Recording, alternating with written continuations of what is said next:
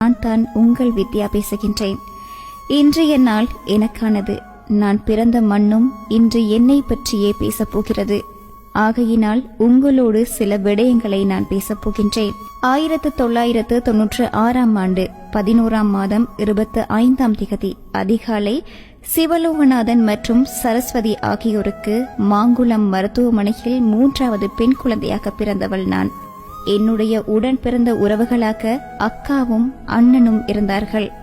கடைக்குட்டி என்பதால் வீட்டில் எனக்கு அதிக செல்லம். சிறு வயதில் நான் குறும்புக்காரியாம். என் அம்மா அடிக்கடி சொல்வாள். ஆரம்ப கல்வியை யாழ் துணுக்காய் அரசினர் பாடசாலையில் கற்று வந்தேன். கல்வியிலும் சிறந்து விளங்கியவள் நான். என் அக்கா மீது எனக்கு சற்று பாசம் அதிகம். பாடசாலை 12 மணிக்கு முடிந்த பின்னரும் வீடு திரும்பியதில்லை. என் அக்காவுக்கு பாடசாலை முடிந்ததும் 2 மணிக்கு அவளுடனேயே வருவேன். 3ஆம் ஆண்டு படிக்கும்போது எழுத்து போட்டியில் 1ஆம் இடம் பிடித்திருந்தேன். என் கையெழுத்து அழகு என்று அனைவரும் கூறுவார்கள். ஆனால் என் தலையெழுத்தை மட்டும் கடவுள் கிறுக்கிவிட்டார் போல. என் தலையெழுத்து இப்படி மோசமாக மாறிவிடும் என்று ஒரு நாளும் யோசிக்கவில்லை. ஆங்கில பாடத்தில் எனக்கு அலாதி பிரியம். பாடசாலையில் ஆங்கில பாடத்தில் கவனம் செலுத்தியிருந்தேன். பாடசாலை காலத்தில் விளையாட்டிலும் எனக்கு அதிக ஆர்வம் இருந்தது. வீட்டில் அம்மா, அப்பா, அக்கா, அண்ணா இவர்கள் எல்லோருக்கும் என்னை மிகவும் பிடிக்கும். ஆனால் இவர்களையும் தாண்டி நான் வளர்த்த குட்டி என்ற எனது நாயை எனக்கு ரொம்பவே பிடிக்கும். நான் இறந்து எனக்கு 45ஆம் நாள் நினைவு அனுஷ்டிக்கப்பட்டது. இதன் போது ஒரு விடயம் நடைபெற்றது. இது இறந்த பின்பும் எனக்கு வேதனையை தந்தது. நான் பாசமாக வளர்த்த எனது குட்டி நாய் என்னை தேடி நான் புதைக்கப்பட்டிருந்த இடத்திற்கு வந்தது. நான் புதைக்கப்பட்டுள்ளேன். என்னை பூமியில் போட்டு மூடிவிட்டார்கள். ஆனால் எனது ஆத்மா மட்டும் சாந்தியின்றி அலைந்தது. தீர்ப்பு வழங்கப்படுவதற்கு முன்னர் எனது வீட்டில் உள்ள அனைவரும் நான் புதைக்கப்பட்டிருக்கும் இடத்திற்கு வந்து அந்த இடத்தை சுத்தம் செய்தார்கள். இவர்களுடன் நான் வளர்த்த எனது குட்டியும் வந்தான். எனது தமக்கையுடன் என்னருகில் நின்றான். என்னை முத்தமிட்டான். என்னை தட்டி எழுப்புவதைப் போல உணர்ந்தேன். ஆனால் எழும்ப முடியவில்லை. அழ மட்டுமே முடிந்தது. சொன்னால் நம்ப மாட்டீர்கள். எனக்கு நன்றாகவே சமைக்க தெரியும். என் சமையல் வீட்டாருக்கும் ரொம்பவே பிடிக்கும். என் சமையலுக்காக என் அண்ணா காத்து கிடப்பார். நான் ஒன்று சொல்லவா? என்னுடைய எதிர்கால லட்சியமே நல்ல ஒரு சிறந்த ஊடகவியலாளராக வர வேண்டும் என்பதே. அதற்காக உயர்தர படிப்பின் போது ஊடகவியலை ஒரு பாடமாக தெரிவு செய்தேன். ஆனால் சத்தியமாக இதை நான் நம்பவில்லை. பின்னாளில் அனைத்து ஊடகங்களிலும் பேசும் பொருளாக நான் மாறிவிடுவேன் என்று கனவிலும் கூட நினைத்திருக்கவில்லை. என் கனவுகள் அனைத்தும் கலைந்துவிட்டது. ஏன் எனக்கு இப்படி நடந்தது? நான் யாருக்கு என்ன பாவம் செய்தேன்? ஏன் என் வாழ்க்கையை இப்படி சீரழித்தீர்கள்?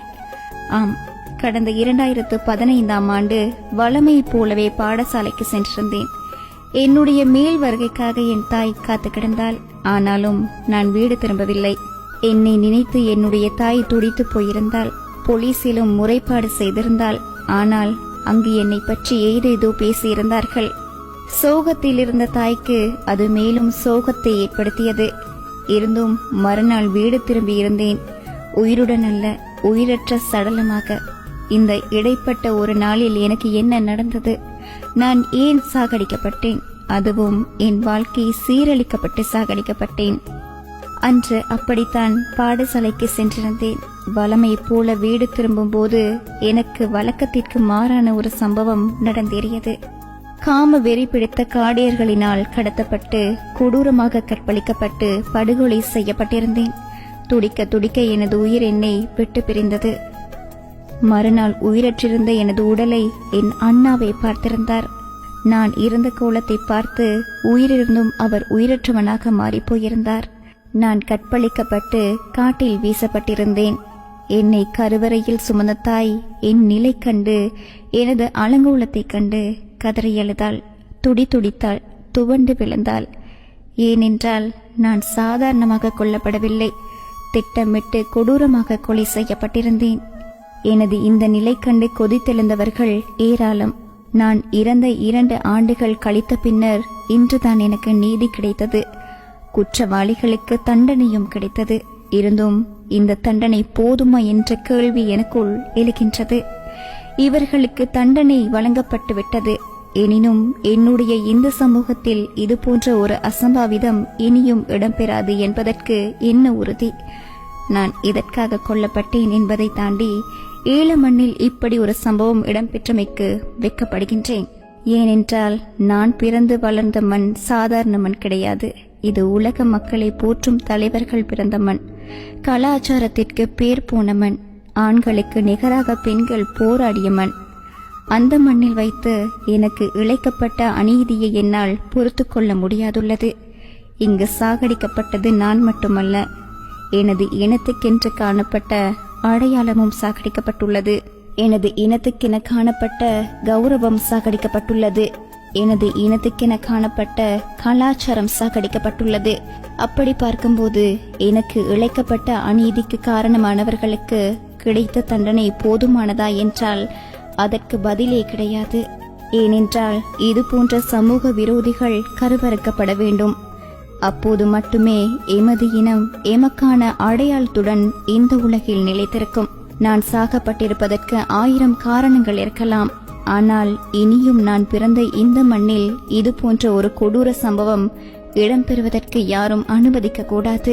என்னுடைய தாய்மண் புனிதமாவதற்கு இந்த வித்யா விதைக்கப்பட்டு விட்டாள் என்று நான் நினைத்துக் கொள்கின்றேன். இனியும் என் தாய் மண்ணில் இப்படி ஒரு சம்பவத்திற்கு யாரும் இடம் கொடுத்து விடாதீர்கள். என்னை போன்ற ஒரு வித்யாவை மீண்டும் உருவாக்கி விடாதீர்கள். ஒவ்வொரு பெண்ணையும் உங்கள் சொந்த உறவுகளாக நினையும்.